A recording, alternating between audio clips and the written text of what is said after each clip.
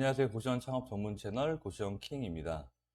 오늘은 고시원 매물 볼 때 선택 기준이 뭔가요? 라는 주제로 영상을 촬영해 봤습니다. 고시원을 선택할 때 각자의 성향에 따라 그 매물을 보는 기준이 다를 수 있는데요. 한번 예시를 통해서 설명을 드려보도록 하겠습니다. 첫 번째, 권리금이 높으면 안 되는 성향이 있고요.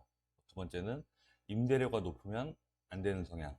세 번째는 방 개수가 적으면 안 되는 성향. 네 번째는 역세권이 아니면 안 되는 성향. 이 외에도 올 원룸이어야 된다.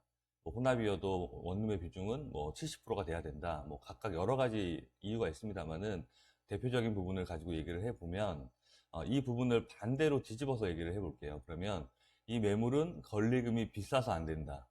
이 매물은 임대료가 비싸서 안 된다. 이 매물은 그리고 방개수가 적어서 안 되고 이 매물은 역세권이 아니어서 안 된다. 이런 이유들로 이제 매물들을 더 찾게 되고 더 확인해 보게 되고 중개사무소를 통해서 내가 원하는 매물을 이제 추천해 달라 계속 요청을 하면서 시간이 흐르게 되는데요. 고시원을 창업하기 위해서 가용 금액이 가장 많이 분포되어 있는 금액은 1억에서 1억 초반이 제일 많습니다. 그러면 이 1억 초반이라는 금액이 보증금과 권리금을 합한 총 금액인데요. 이 금액으로 권리금도 저렴하고 임대료도 싸고 방 개수도 40개가 넘고 역세권이다 라는 매물을 찾기는 어렵습니다. 현실적으로. 그래서 이런 부분들을 내가 타협해서 내 예산에 맞게 다른 부분들을 좀 협의하고 또 이런 부분들을 내가 감안해서 진행하는 것이 창업하는데 유리합니다. 그런데 이제 오늘 주제가 고시원 매물 볼 때 선택 기준은 이라는 주제이기 때문에 제가 첫 번째 고시원을 인수해서 운영하고 또 두 번째 고시원을 또 인수해서 운영할 때 중요하게 생각하는 저희 기준을 한번 설명드려 보겠습니다. 첫 번째는 입지인데요. 입지는 이제 고시원 같은 경우는 사람이 주거 공간으로 사용하는 공간이다 보니까 입지, 교통편, 인프라 이런 것들이 매우 중요합니다. 두 번째는 시설.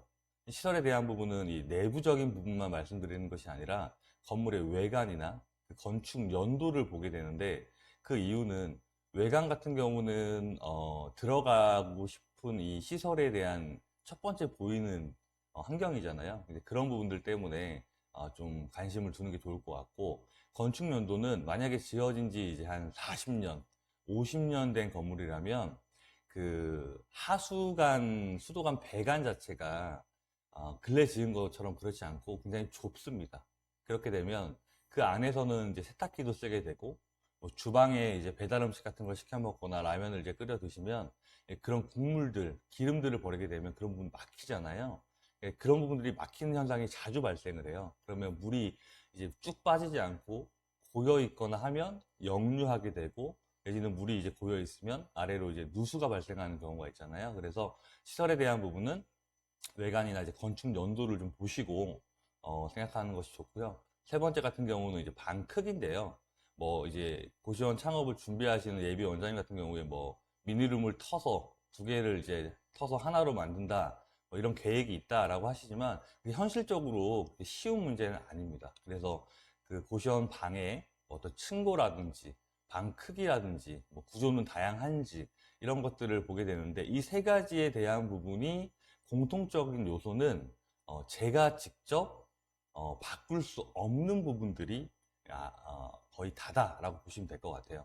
입지를 제가 바꿀 수 있나요? 부동성 때문에 바꿀 수 없고 시설의 외관이나 건축도 시설 자체가 되어 있기 때문에 제가 손을 댈 수 없어요.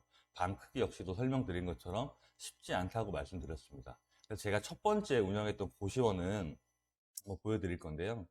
입지가 아주 훌륭했던 것도 아니고 건물 외관 나쁘지 않았지만 건축 연도는 좀 됐었고요. 방 크기도 나쁘지 않았지만 아주 오래된 부가다라고 얘기하죠. 흔히 이제 구소방 이 고시원인데 복도 천장에 전등도 다 나갔는데 교체하지 않아서 깜깜하고 방 안에 도배지가 아니라 시트지 장밋빛 시트지가 발라져 있고 찐갈색에 문고리는 덜컹덜컹하고 아주 볼품이 없었습니다. 처음이었으니까 제가 잘 모르고 들어갔지만 현재는 저한테 이 부분이 많이 경험이 되었지만 이렇게는 영업을 할 수 없겠다라고 생각해서 제가 바꿀 수 있는 부분이 이 실내에 대한 인테리어잖아요. 그러니까 인테리어에 대한 부분을 전체 다 한 것은 아니고 부분적인 부분을 해서 밝은 좀 이렇게 환한 고시원으로 만들어 보자 해서 첫 번째 시작한 작업이 페인트 작업이었습니다. 이 복도 양쪽 끝에 찐갈색 있는 부분을 하얀색으로 바꾸고 복도에 있는 천장에 있는 LED 등으로 변경하고 도배지도 바꾸고 문짝 시트지도 바꾸고 해서 살고 싶은 고시원으로 바꾸겠다 해서 바꾼 고시원이 이렇게 작업이 됐습니다. 작업 기간은 뭐 적게 들진 않았어요. 왜냐면 이때는 각각 가장 저렴한 업체들을 제가 다 찾아서 직접 미팅하고 견적을 받아서 진행했기 때문에 시간은 한 달 정도 걸렸던 것 같은데 그래도 이렇게 다 바꾸고 나니까 그때부터 방을 채울 수 있는 여건이 되었었습니다. 그래서 오늘 주제는 매물 선택 기준에 대한 부분인데 이제 입지, 그리고 시설, 방 크기를 고려해서 매물을 보시는 게 중요할 것 같아서 이렇게 영상으로 공유를 드렸습니다. 지금도 예비 원장님이 매물을 찾고 계시는 분도 많으실 거예요. 제가 설명드린 게 도움이 되셨으면 좋겠고 어떤 기준이 좀 안 맞고 100%싹 마음에 드는 매물은 없다고 생각이 들어요. 내가 해결할 수 있는 부분, 내가 받아서 운영하기에 적합하다는 매물을 잘 타협하셔서 창업에 성공을 하셨으면 좋겠습니다.